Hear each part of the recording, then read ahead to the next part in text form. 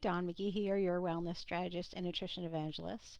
And I'm still talking about planning, but today I'm talking about how do you acquire the skills of planning, or from my perspective, how do you teach them?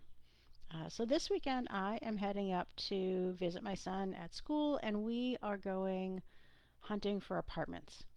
Now, if you are the kind of parent who tossed your kid in the pool and figured that they would learn how to swim, you can probably change channels right now.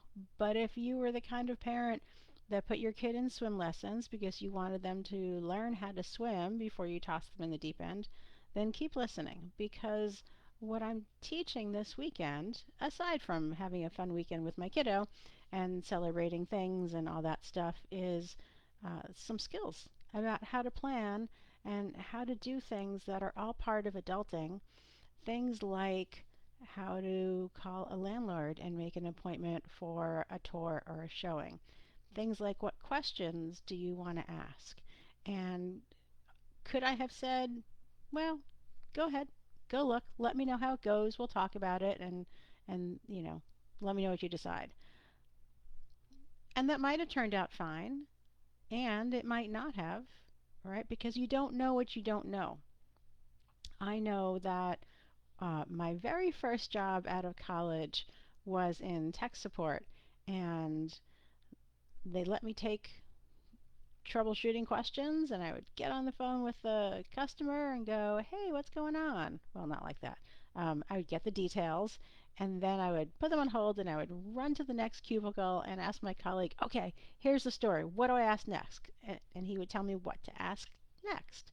And I would ask that, put them on hold, run next door. And we'd go back and forth until I started to have an inkling of what questions to ask next by myself.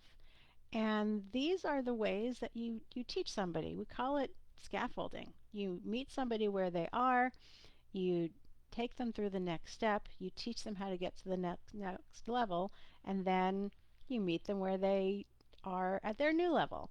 And these are the same things that you will probably innately teach your clients, whether it's nutrition or fitness or an adjacent modality. You meet them where they are, you teach them the skill they need in order to get to the next level, you help them practice it, and then you meet them where they are now. And it works out wonderfully. It's the same philosophy to employ when you're looking to grow your business.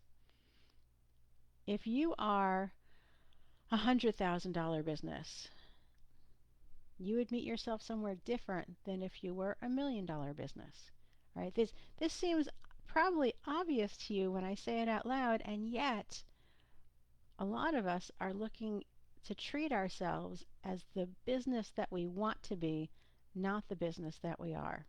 And so these are some of the things that I work on with my clients.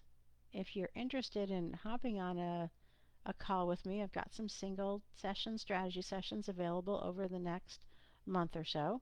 And I'd love to help you put a plan together to grow to your next level and help you with your scaffolding. And if you have comments or questions, drop them in the chat below, and I'm happy to answer them as well. As always, what I hope for you is that you live a life you love without giving up the things that bring you joy.